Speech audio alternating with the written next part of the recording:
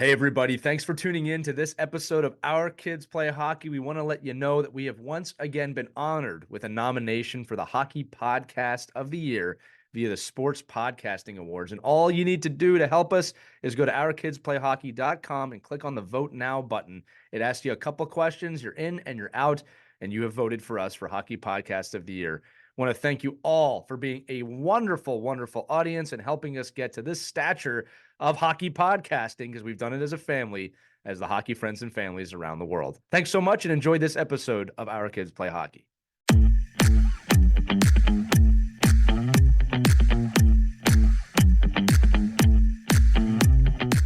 Everybody, it's Lee. Get ready for this edition of Our Kids Play Hockey with Ed Gosek. We're really excited to have him here today. He is the head coach of Oswego State University. And in this episode, you're going to hear a lot of awesome tactics, a lot of awesome tips from a really high-powered coach who's been in his position for a long time, specifically to parents and coaches. But also want to remind you that this episode is being brought to you by Hockey Wraparound. Again, I am one of the owners of Hockey Wraparound, and we're privileged to be sponsoring this show. Head over to hockeywraparound.com, use the code OKPH, Our Kids Play Hockey, and you'll get 15% off your order.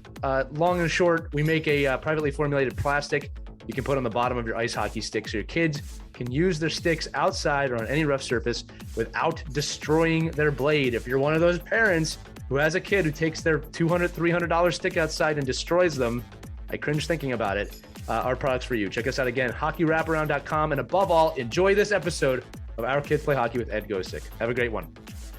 Hello, hockey friends and families around the world, and welcome to another spectacular edition of Our Kids Play Hockey. I'm joined, as always, by my good friends, Christy Casciano-Burns and Mike Benelli, and the three of us are privileged to have the head coach of Oswego State University with us today, Ed Gosek. Ed is a native of Oswego, New York, and has been involved with the program as a player, assistant coach, and now head coach, a position he has held since the 2003-2004 season. During his time with the program in every capacity, he has amassed an impressive record, which includes 9 SUNYAC titles, 18 NCAA championship tournament appearances, and 8 trips to the Frozen Four and the school's only NCAA championship title in 2007. It was in that year he was also awarded the Edward Jeremiah Award as the Men's Division III Coach of the Year. In 2009, Ed was presented with the Walter Yachuk Award, which is presented annually by USA Hockey's coaching education program to the individual who has made an outstanding contribution to the program. Beyond his accolades with the team on the ice, Ed is also known as a strong recruiter with an emphasis on the student side of student athlete, something we will discuss today. Ed, welcome to the show. Thank you. Thank you for the kind words. I'm not sure if that's from just doing something for so long, they feel sorry for you and give you these awards before you're done, but very kind of you, and thank you. I'm honored to be on the show, and to the three of you, thank you for doing this. No, the pleasure's ours, and I'll tell you what, your resume was built by you, so that's the way you have to look at it. Ed, the first question I have is, it's got to be fulfilling to have been able to represent your home for so many years and so many different capacities with the team. What do you think the secret to your longevity has been, as you just brought that up? Well, first is love of the game. And I think this past year for all of us, it's certainly that's something that you realize you get so wound up in X's and O's and the recruiting and the winning and then, trying to win and be successful. But above all that, when it's taken away from you, do you realize, that our bond is through a sport that we love. And as we were talking before the show, it's a small community. That it's just a different culture than other sports. And it's not that the others are wrong or better or worse. It's just hockey is a unique sport. So it starts with that. And then for me personally, just always wanting to get better. I'd say, you hear being a lifelong learner and what does that mean? But as I say to however many assistants I've had now, our core values of discipline, work ethic, attitude, I think those are values that if you're going to be successful, those never change. But being on top of the X's and O's, staying on top, cutting edge of systems or ways to practice or ways to train, I think we try to do the best job that we can to stay on top of that. So I think that's, for me, the keys to doing something as long as I have at one school. And I'm blessed and fortunate that our president gave me the opportunity and supports our sport. Unfortunately, Deborah Stanley will be leaving us this December after 26 years as our president. But her and her husband, Mike, have been loyal hockey supporters, not only at the college, but in the Oswego community. So we're certainly going to miss them. And that is so important to have that administrative support in a college hockey environment. Because sometimes, you may not get that kind of support. But when you have the college president, they're in the stands cheering you on. It makes a huge difference. Yeah, they've been, well, it was her dream and to build the campus center. I think all of you have been to our campus, but from the days of the program starting in Romney Fieldhouse and moving over into the new campus center in 2007, we have a beautiful facility right on the shores of Lake Ontario. I mean, that shows the commitment from the president. The building is used in many different ways, but obviously women's, men's hockey, club sports, figure skating, community events. It's been an awesome facility, the Marano Campus Center. Yeah, and I'll say when I was up there, that view of the lake is pretty impressive. That was something that I remember doing my college visits and visiting that area was like, wow. And I mean, I think you can see Canada from that view, if I'm not mistaken, correct? 53 miles straight across is Wellington. That's one of our big recruiting areas. And I tried to talk the college into buying a power speedboat to go across straight, but yeah, it wasn't in the budget. No, understandable. Speaking of budget, speaking of college athletics, our audience is primarily hockey parents and hockey coaches from the youth level. And one thing I wanted to bring up today, I think it's really important, especially for the parents that hear, is the balance of academics and athletics in college. Because it's always a challenge. NCAA is changing quite a bit. We're going to get into that in a minute. But I want to know, how do you as a head coach and how does your team tackle the academic versus athletic side of being a collegiate sport? Well, I think you three understand, but for those that maybe don't, there's really not Division II in college hockey. There's a few programs they either play up or they play down to the Division III level, but it's primarily Division I, which offer athletic scholarships, and Division III, which do not. So Division III is based any type of academic support, the money, scholarships, whatever, are based on your academic ability or what you've done. So it is so important for younger, kids, young adults coming up through, that their priority is academics. And the parents need to understand that. And if you have the talent where you're able to get a Division I scholarship, obviously the opportunities increase dramatically with the better grades that you have on what institutions that you can get into. So academics has always been, I've been very fortunate here. George Roll, that I worked for 7 years as an assistant, and Don Unger for 6 years, and Herb Hammond before that. Academics have always had a strong priority here at our college with the hockey program. We've had the highest GPA of our 23 sports teams numerous times. So that's something that we take great pride in. And if you're going to have the discipline, if you want the discipline on the ice, it starts in the classroom with going to class. You've heard the everydayers. Every day you get out of bed, you go to work, you go to class, you put in, you're the first one in the gym or on the ice, you're the last one off. You treat people with respect. And that everyday grind. It's not easy for any one of us, but the academic part, that takes priority. One more thing I want to say on this too, and Mike, I'd love your thoughts on this as well.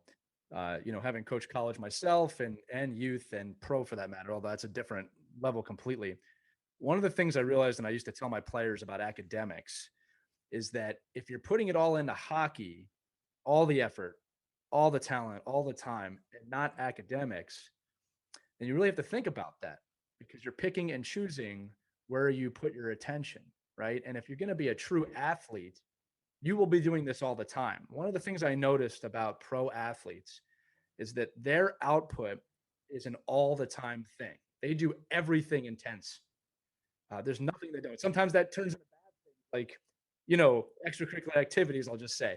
But they do everything intense. That's why you see a lot of pro athletes that go get their masters and go to school and do amazing things afterwards. So both Ed and Mike and Christy too, I want to impress that upon the youth coaches, and also to the youth parents, that, tell your kids that you can apply this effort, you can apply this level of intensity to school, because it's the same thing. You're just practicing it all the time.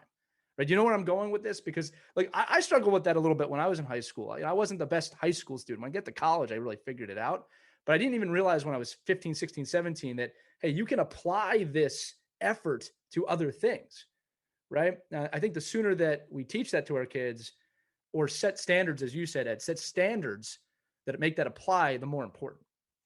Right. And I think the sooner they learn time management at a young age, Especially because now. it's really stressful when you're in college. I see it with my own daughter, balancing, hockey is like a full-time job when you're in college. You're on the ice every day practicing, you're on the road in the middle of the week. You could be hours and hours away just in your conference. And then you come back, you still have the same level of homework and finals and exams as every other kid, but you're balancing 2 full-time jobs. So having your kids learn that time management early on, when they're, even in grade school, right, to high school, that is so critical, and skills that they're going to really, really rely on when they get to the college level. That's a great point. Mike, I want to include you in the show too. You are one of the hosts. Yeah, if you have any thoughts. Yeah, I know. But well, listen, I followed Coach Gosek for a long time, and I think, watching what he does particularly for New York State hockey as well. I mean, making, he Oswego actually hosts a lot of the summer programming that we do for the U14s. He's obviously very connected with, his alum, the players that have gone through his system, and how many that coaching tree and where it goes for assistant coaches, and being involved with the game, and understanding that, all those things that you think about when you're trying to teach your kids, your 13, 14, 15-year-olds getting ready for school, that now coach is taking these kids and he's reinforcing those things. I mean, how many players from Oswego State are going to play pro hockey? Not many, but how many are going to be leaders in their job? Right. And I think that's, we talk about this all the time on the show, about all the different things that being a college hockey player does for you after college. And the biggest thing is watching what his tree has done and where his players go and how successful they are. I mean, you look down every year, you see, the All-American Scholars Awards, in the list of Oswego players on that is a real testament, because they win and they take care of business. And I think that's it's not rare, but it's something I think that's very appealing to a parent, for sure, when they're looking for their son or daughter to go to a. I'll just make the broad point, friends, and Ed, if you have any comments on this, please. If as parents, as coaches, especially at the youth level, if we're not, and this goes for collegiate too, if we're not preparing these young people for life as much as we're preparing them for hockey, to me, that's a failure. Right? It's not just about the game. Even I think people that go D1 and top levels of pro, you're not going to get to play forever. At some point, they tell you have to hang the skates up, whether you want to or not. So I think that, and Ed, I think you've championed this in a lot of ways, right? You just said it with the top academic team at the school. It is so important that we prepare these kids for life as much as the game. Correct? I mean, you take that approach, obviously. When you're, for the coaches out there, I just say early on, it's you feel you have to prove that you're a good coach, all based upon wins and losses. And it's a results-oriented business. You certainly want to be successful. That's why you do it.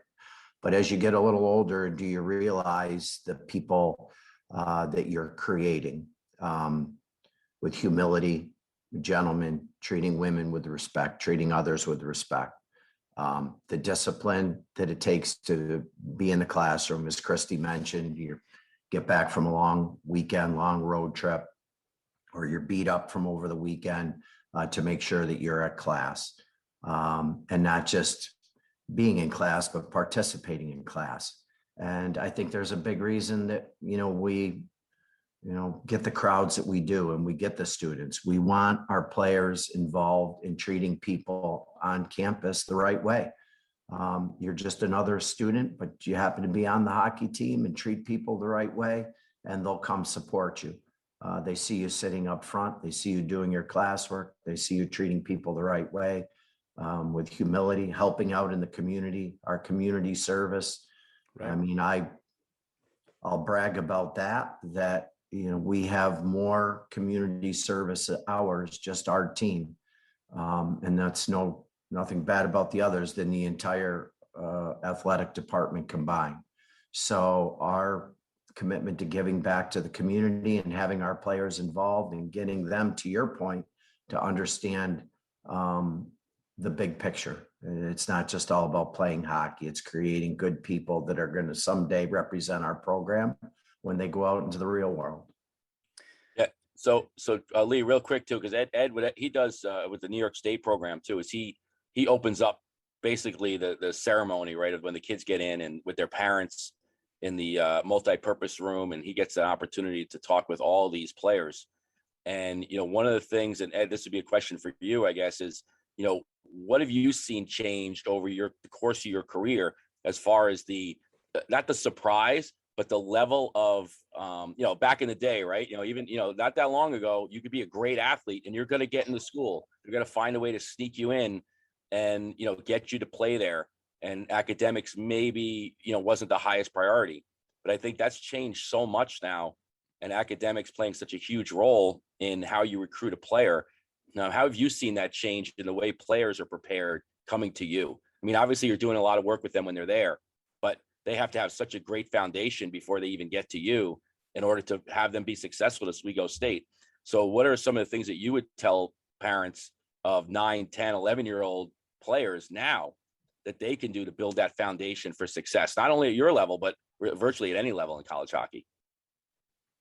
As all three of you have said, is just, making sure that there's balance. You want to be a student athlete, and, the emphasis to it's a big commitment, so for kids at that age to make the commitment to get their schoolwork done, I think more and more coaches the coaching is certainly better now as far as the on ice, the skill set of the players, male and female, is unbelievable. I mean, it's really a fine line now.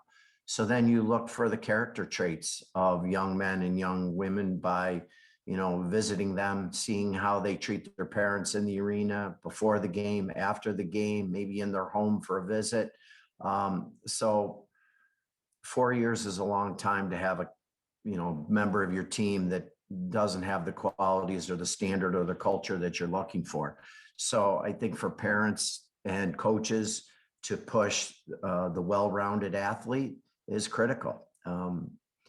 You certainly want good people that understand what it takes to be successful. You can win a lot of games with talented players that maybe don't have the greatest attitudes, but you're not going to win championships without players with the right ideas in mind. So we say it all the time. It's not just hard work.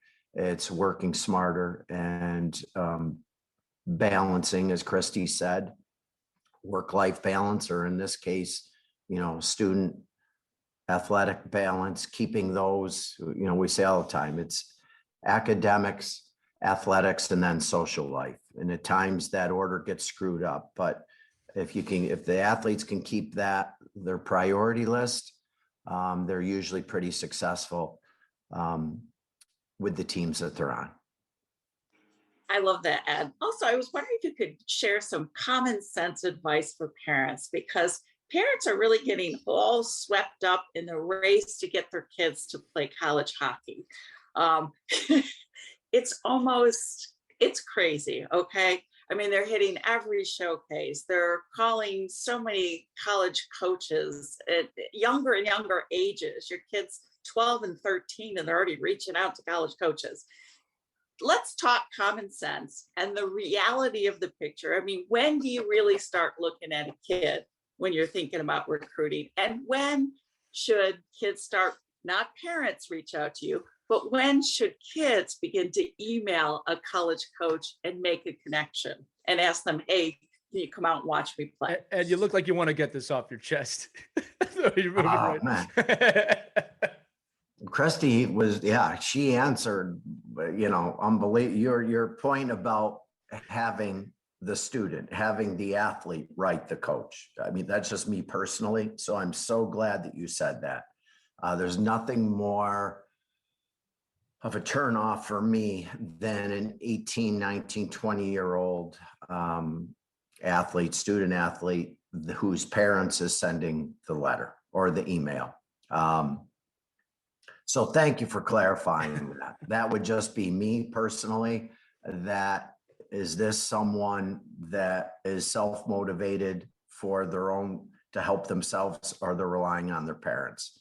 So I know it doesn't make the parents bad people. They're just trying to help, but you know what? Give your son or daughter that responsibility to respond. The age, I think with women's hockey, it's certainly younger, in which coaches are watching. So there's really no junior hockey, so to speak of. Typical to other sports, your senior year of high school, you're moving on to college. So before then, the female coaches are watching. For the guys, it's certainly different. And unfortunately, to your point, where you use the term, the parents are crazy and it's out of control and everything is push, push, push, and in a hurry. And to your point, it's the most important question that you've asked so far, but slow down. Let your son and daughter enjoy the friendships that they've made in high school. Picking them up, hauling them all over, let them be kids. They have their whole life. There's a great story. I think it was 2 nights ago, or maybe it was last night on the news, of a female pole vaulter from Syracuse area, that 5 years after college, she's finally made it. But the point is not to be in a hurry and enjoy life as it comes at us. I think with the men's side of it, boys' side of it, obviously, after high school, there's junior hockey up to their 20-year-old birth year. At that point, unless you're a blue chip kid and you have a scholarship, but most of them are going to let you develop so that you have a better chance of being successful. So we're dealing mostly with 20, 21 to 25-year-old windows. So our players are graduating at 25, and most of the students, a lot of the students that are working on campus as RAs or so forth, are younger than they are. It doesn't make it wrong. It just it's different. But back on getting the best coaching you can. There's a reason we try to recruit from certain programs. We're not trying to reinvent the wheel. They come from programs where the coaches have the right values, train and hold them to a standard, which we know is the chances of them being successful in college are pretty good. But as you know, it's a huge money grab. And if you don't make the top program in your organization or whatever organization you go to, then you go down to the next level and the next level and the next level. And one way or another, I get it. They have to survive financially, but the parents also at some point have to be realistic. What are the odds of my son or daughter playing Division I college hockey or Division III college hockey? There's certainly nothing wrong with the club hockey side of things, boys and girls, men and young women. I know at our school, we've got two competitive club hockey teams. So if you love the sport, there's a place to play. And I think supporting your son and daughter and giving them those opportunities to get an education, to be able to play hockey in college is something that they'll never forget. I've been blessed all these years to play and be able to coach at this level. And I think if you truly love the sport, like you three do through this program and through other venues, we're in a good place with that. But Christy, that was a great question that deserves a lot of time, because I see so many parents that really do not have things in the right perspective. So thank you. So you're saying you'd rather see the letter from the kid than the college advisor? Is that what you're saying? So, so just going on staying on the recruiting part and staying on the player, the part where you're trying to find out who the player is. How often, or does it happen that a player you think you missed, or you missed them? They didn't come to you because of they thought they could play at a higher level, or maybe you missed them. But they wrote a great, like, hey, coach, thanks for having me on campus. I really appreciated the opportunity. How often does that happen where that player comes back into the fold of your program, that you remember that kid and say, you know what, now might be the time to give him a chance? Getting out and visiting the schools is so important, whether it's athletics or what. I remember taking my son and daughter to visit colleges and what was important to them. But I think to be able to, with the COVID, using Instat for recruiting and not getting out and having personal relationships or getting to meet them or shake their hand or see how they conduct themselves, for me, that was a big loss. So I think moving forward, there's going to be a balance. I think we've learned a lot through the use of technology and recruiting. I think we can certainly save budgets. We can be, I can watch your shifts, for example, every one of your shifts within 15 minutes through Instat. So I could cover, many games in one night. But it's also important to get out there and personally meet them. To your point, there's many times student athletes will visit. We have not seen them play, but based on their personality and their parents, you're like, okay, this kid will fit in. But then sometimes you'll go watch and just, unfortunately, they're not what we're looking for. But you try to help them find another place because they're like, okay, they're good people. This kid is a good kid. Right. And you want to try to help those people. On the other hand, sometimes you get kids that are great athletes that certainly help you on the ice, but they certainly don't fit in with our culture. To Christy and Lee's point, the priorities of what was important to them. It is all about them instead of a team and learning to work together for a common goal. Ed, I'll say this too. In my coaching philosophies, I always say you need three things present to win. You need tactics, you need talent, and you need a team bond. And I think that a lot of kids don't spend time understanding that last one, the team bond, right? And I wanted to say this, look, some athletes are just blessed with God-given talent, and really, God bless them. That's a wonderful gift. When I was recruiting, when I was coaching, and I talked to coaches, what I looked for, this is advice for parents out there. I was looking for the kid or the coach that would say, I don't have to tell them to practice. They just do it. And the story with that, and again, if I can use my own experience, I do like to tell stories, is I remember one time when I was probably 13 years old, I used to like my father, for whatever reason, to tell me to go practice. I don't know why, but that's what I liked. And I remember one day he came to me, he goes, I'm not going to tell you to practice anymore. If you want this enough, you'll just do it. Right. And from that day forward, it snapped in my head. And I went out there every single day on my own. And that really was a turning point, I guess, from a work ethic standpoint in my life, because it's everything. It applied to everything. So I think that's something for parents, is your kid practicing on his or her own without being prompted? And if not, it's okay. It depends on the age as well, too. But that's also maybe something to ask them about. I think Ed, something that we don't do enough as parents is listen to our kids and ask our kids, what do you want? Right? It's so important, parents. And we've talked about this on the show before. Is it your dream or is it their dream? Yeah. Right. You have to listen as much as you talk to your kids. And again, it's tough. I'm a parent. We're all parents here. It's not easy. We all want what's best for our kids. I don't ever really doubt that. But sometimes there can be a vase over that, it's not their dream, it's their dream. So listen, see how much they're practicing. Because again, that skill set can be applied to a lot of different other things. But I just wanted to say that, is it your dream or is it their dream? It's very important to ask yourself that question. Ed, you made me think of something else earlier too. When you talk about younger coaches, and I remember being a young coach. I started coaching in my early 20s. And I remember, like most young coaches, I knew everything. I knew exactly what I needed to do to win and be successful. And we were successful. But as I grew and as I evolved, you realize you don't know anything. You start coaching, you think you know everything. And when you get older, it's always something you're going to be changing. You have to constantly be learning. And that brings me to my next question. So there's been some massive changes in the NCAA going into this year in regards to athletes and sponsorships and gifts, among other things.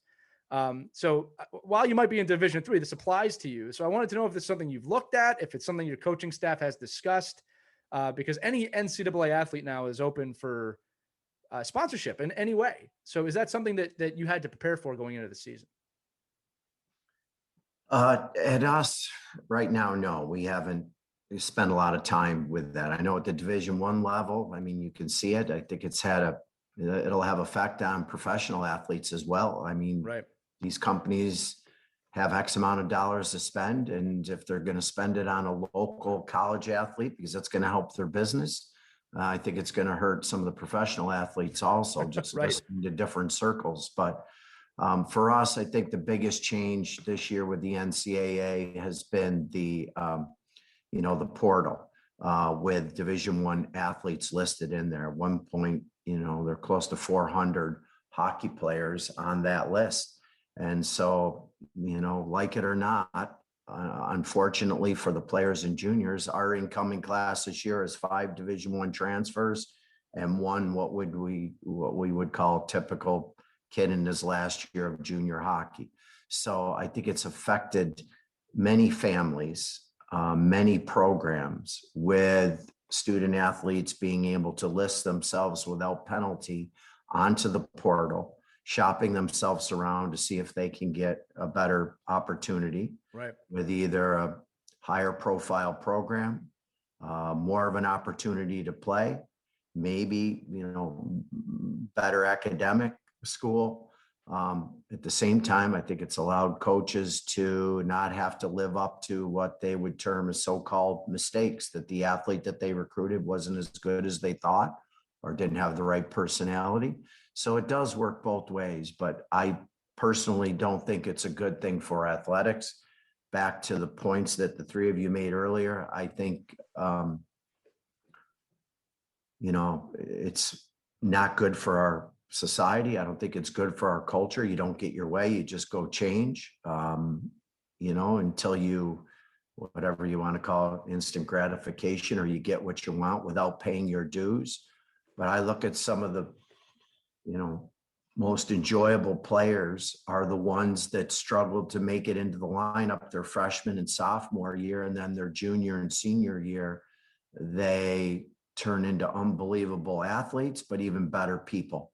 They paid their dues. They understand that everything's not just given to you and that you have to earn it and work for it. And I'd say that with the three of you in your careers, you didn't start out where you are now. It took time and dedication and commitment and a passion and a love for what you do. And I think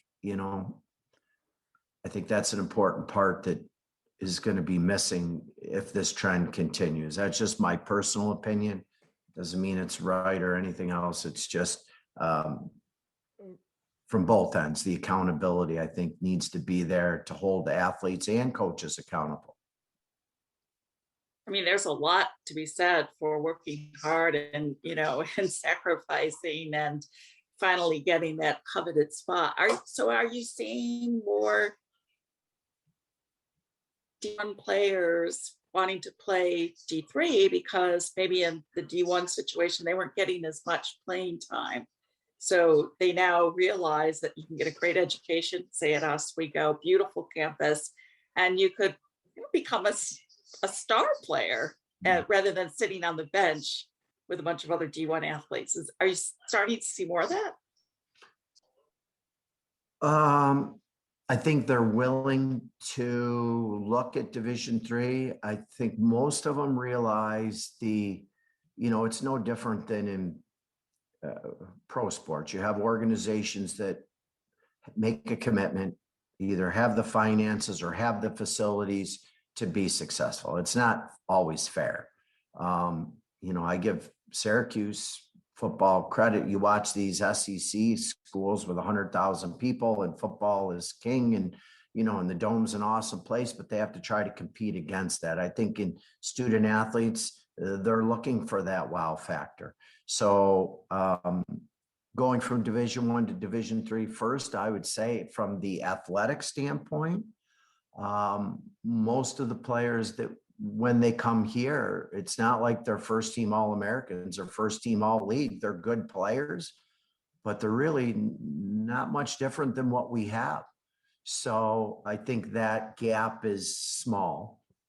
The other part of it, coming in with the right attitude and not coming in, look at me, I played at Ohio State or I played, wherever, but coming in, being a good teammate and not talking the game, but proving what type of a teammate you are, and being respectful. And I think that's the biggest, that we look for on the athletes to transfer that make it an easy progression.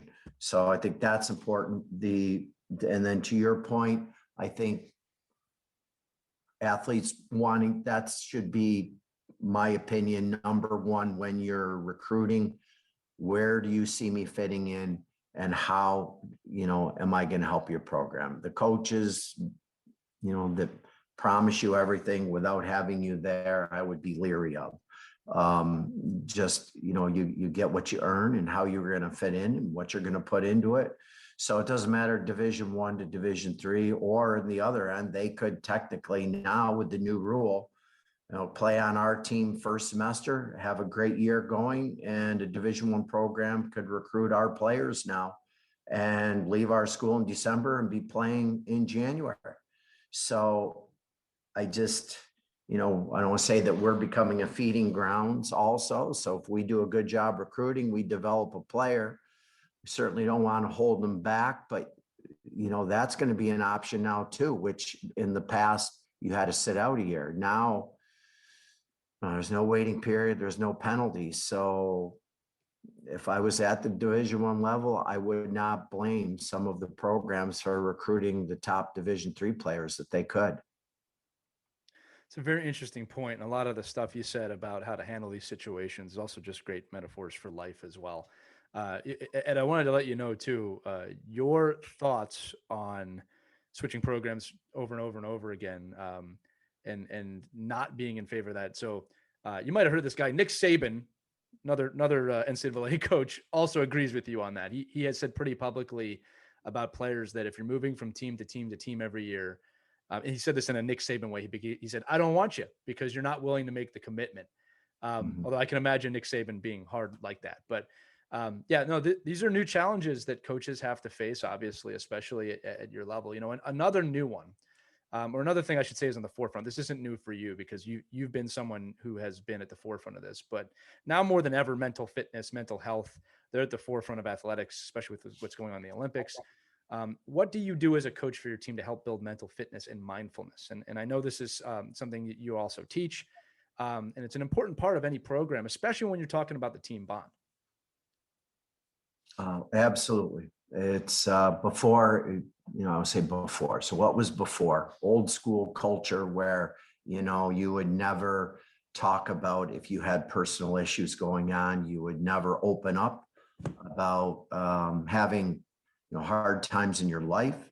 I think more and more athletes, we're certainly at our program, we've tried to be more open. I think, unfortunately, my own personal, life with my wife battling cancer for 5 years and then losing her. I think the players that went through that, we talked about it openly, and I think it helped me be a better person and a better coach. But to get our players the help and to understand that all of us at certain times need someone to talk to or need that mental help. But even during COVID, checking in every week with Zoom meetings with our players, some we didn't practice or play. So some chose to go home, finish their academics at home online. Some did decide to stay. but just checking in every day to seeing how they're doing. You know, you do something your whole life and then you lose that identity, you know, in the campus setting, difficult for athletes to handle that. So this summer, we read together as a team, I don't know, Legacy by James Kerr, just about the All Blacks, and really not about rugby at all, as much as about culture and good people and, you know, sweeping the sheds, as they say. So I think the mental things that we work on with them, we're going to have 20 new players this fall that we have not been on the ice with. 14 from last year that we recruited that never practiced once this past year, and 6 players this coming fall. So 20 out of our 27 players, we have never been together. So how do we try to form that bond and explain to them our standards of excellence, which we've developed over the years? Our passion, brotherhood, commitment are 3 key words, but not that we're copying the All Blacks, but I think it's important that coaches understand try to, you know, the big buzzword, your culture. Well, what does that mean? And how through mental health, good values, how you treat people, the academics, if you're having an issue mentally, that we can talk about it openly and create an environment where you're comfortable speaking. How do you talk to a teammate? How do you handle criticism or being critiqued by a teammate without feeling attacked? These are all things that we try to discuss openly as a group so that we have the right attitude in the locker room for success. 100%. Yeah, I was just thinking about the year that all teams are facing, you know, it's not just your team, but all the teams in your conference. Yeah. And, you know, I think about my daughter too, it's the same situation. She's going to be a junior, but the freshmen never got a chance to play. And now you have new freshmen coming in. So there's going to be a whole new dynamic. You know, kids who aren't familiar with the culture because they never had a chance to play. So you got a lot of work ahead of you, Ed.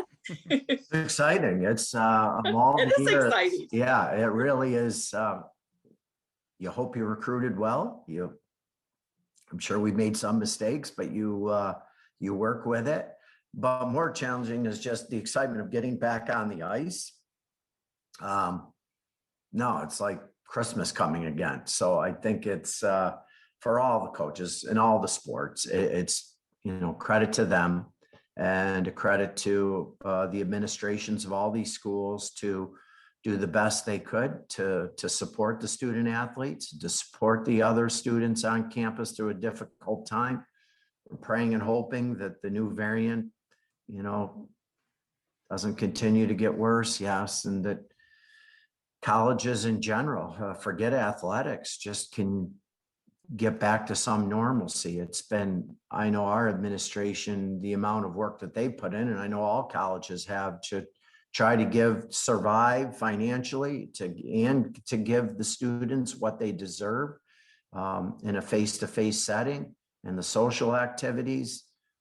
Even in a small college town like Oswego, it certainly had its, you know, hard work by a lot of people, where it's certainly affected across the board. So we're respectful of that. We get our place in it, but it is going to be an exciting time this fall for all the athletes to return, and praying that it goes well.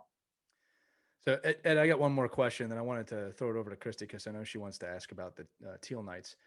But, you know, when it comes to creating teams, my favorite aspect of coaching is building that team bond. And like you got some coaches that love being tacticians, and, you know, other coaches that love skill development. I always love building team bonds. It's my passion in life. Mm-hmm. And I think with what you just said about mental fitness and mental health, and I want to note to our audience again, this is an NCAA coach saying it. I know we have listeners that think you got to be tough, you got to be tough, you got to be tough. And true toughness is mental fitness. It is the same thing as physical fitness. If you are mentally fit, you will be better as a team player than if you are not.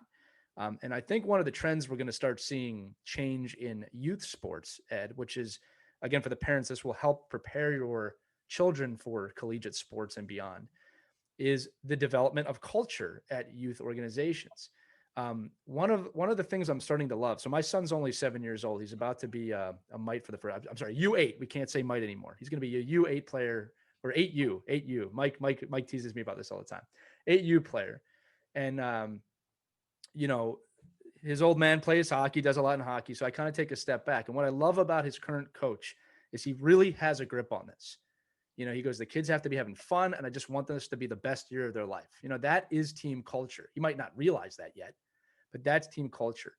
What advice, or what is your thoughts to the youth hockey coaches and even the parents, because parents need to hear this too, about the importance of culture in youth hockey? It's not just about the goals. It's not just about the assists. It's really not even just about the championships anymore, right? There's a larger lesson that can be learned here. It directly goes back to mental health and mental awareness.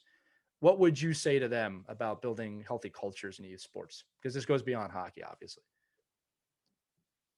Daily good habits. I mean, Mike and I, we, through USA Hockey, the players that come through, here for USA Hockey, and, watching the local youth groups, I think if the coaches, good habits for the kids. So what are good habits? I think, listening to the NHL workshop earlier, this summer, of just, they're talking about, Lou Lamoriello and why he's successful wherever he goes. And it's not just the X's and O's, and it's the culture that's developed. And if you look at what he did with Toronto and the Islanders or whatever, and it's attention to details and good habits. So coming to the rink on time, being responsible as a young athlete to make sure you have all your equipment, good hygiene, being respectful of the health situation that we're in now, balancing your academics, even though you're doing your schoolwork at home, not totally relying on your parents to get you through those things. I think for that culture that you're talking about with the young athletes, I coached minor hockey for many years, and I would say, you're only as good as your weakest player. So yes, you want to spend time with your top players and push them outside their comfort zone, but your responsibility as a coach to bring along, your weakest link. When we would go to national tournaments, our first and second line were as good as theirs. It's just their third and fourth line were way better than ours. We didn't have the depth, or their fifth and sixth D, or your backup goalie. So as a team, instilling the importance of everyone as a group. I think we don't always have to tell kids what they want to hear. And that's not to be hard on them, but the reality in life, and I'll get into that. Everybody gets a trophy culture. I don't, that's not where I'm going with this, as much as just, life isn't fair. Not everybody makes the top team. Not everybody's on the top line. Not everybody gets a scholarship. Not everybody's the boss of a company. As we say all the time, everybody can do it when it's going your way. Who can handle adversity? But through mental health and mental training, and teaching kids how to handle adversity, how to treat others when things don't go your way, whether it's health, whether it's finances, whether it's, a goal that you've been looking to achieve, I think helps all of us. As I said, being a lifelong learner at 60 years old, hey, things don't always go the way that I want, but I know things that you can control in your life and how hard you're willing to work towards those.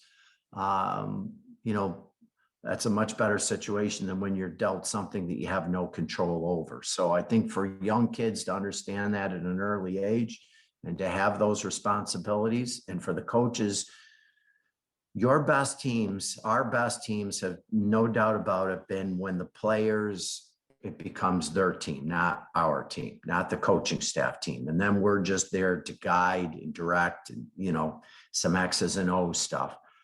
And it happens in different points in seasons with different teams, depending on, how tight a group, they are. The best pro teams we had is when we had great leadership and all the players bought into the common goal. So I think at a young age, those, you're not the captain of your team because you're the most popular kid or you're the best player, but that you learn you're the captain of the team because you treat people the right way. You're willing to listen.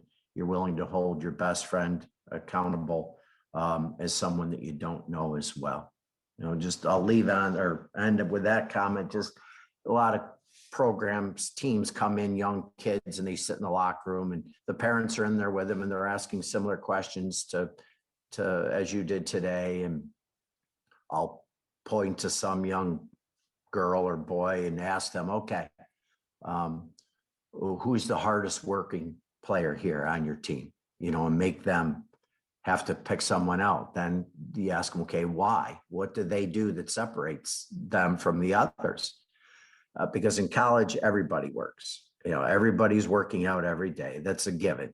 So just because you work out and you train hard, that's, you're not going to be where you're at without that. So what separates the next group? What qualities as a young athlete are you willing to sacrifice? Are you willing to give up the things that make you an everyday kid to maybe give you an edge? And not that you have to do that at a young age, but I think it's important that young kids understand that it doesn't just happen. Your point about the athletes that are God-given, nothing worse to an everyday, I call them an everydayer, than those that don't, they rely on their natural talent instead of work ethic. Because that's a shame. That's a waste. And so as we say, hard work beats talent when talent doesn't work. That's a common theme within our program that we preach each and every day. Amen, brother. Amen. And before we let you go, we'd like to take this time to recognize Mary. And again, we're so sorry for the loss of your beautiful wife. And you've been so committed. All of us in Central New York are so appreciative of what you've done to raise awareness, save lives for women who have been diagnosed with ovarian cancer. It's one of those silent killers. If you could just take a few moments to recognize Mary, share a little bit about her and what everybody can do. Every rink in the country can do this to help raise awareness for the silent killer. And well, ovarian cancer, I knew very little about it till 2012 when she was diagnosed. Dr. Bunn up in Syracuse, he was an amazing man, still is as far as I know practicing, but Mary got 5 years. They didn't, probably maybe a couple of years by, as you said, the silent killer. By the time it was diagnosed, it was already stage 4, but typical Mary. No, she was going to battle and fight to the end, along with starting a nonprofit organization, Peaceful Remedies, to try to help other women affected while she was battling, while she was supporting me. No, how blessed and lucky as I to have a wife with that still come to all the games, welcoming all the new parents. So I was very lucky. Our program was very lucky to have her. She worked 34 years at the college as a programmer. But just back to athletics, Mary, most people don't realize she was a big pusher for girls hockey, for women's hockey. No, right up to the end, anything that she could do. We have the teal game, our women's program and our men's program, a teal game each year to help raise awareness on campus. We have a teal walk on campus and in the community. The high school teams have a game that they play, the minor hockey. So I think her legacy, kind of ironic, we're reading the book Legacy and how you leave the world and how you'll be remembered. I think we remember her for, as you said, trying to help other women so that they and families don't have to go through what she did. So it's been 4 years now that she's been gone, but there's not a day goes by where someone doesn't mention Mary or someone isn't doing something to help raise awareness for ovarian cancer. So thank you for bringing that up.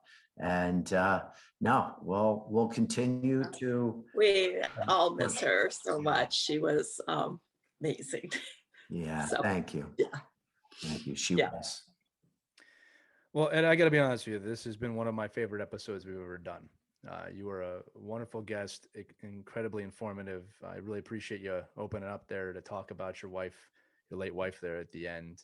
It has been a real honor to have you on the show today. I really mean that. Thank you, Lee, and Mike and Christy. What a great thing that you do. As I say, hey, even if you help one person with what you're putting out there, be a better hockey player or have a better chance at being successful, it's all worthwhile. So thank you three for the show that you do.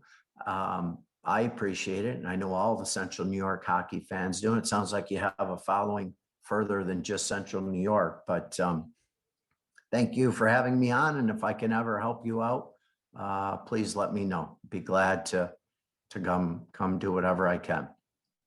No, it goes both ways. And as the lone representative of Pennsylvania, I will close this episode out on that note. I want to thank you all for listening to Our Kids Play Hockey. You can hear this episode and more at ourkidsplayhockey.com. And if you want to listen, every single podcast is wherever podcasts can be heard. Just search for Our Kids Play Hockey. For Ed Gosek, Christy Casciano Burns, and Mike Benelli, I'm Lee Elias.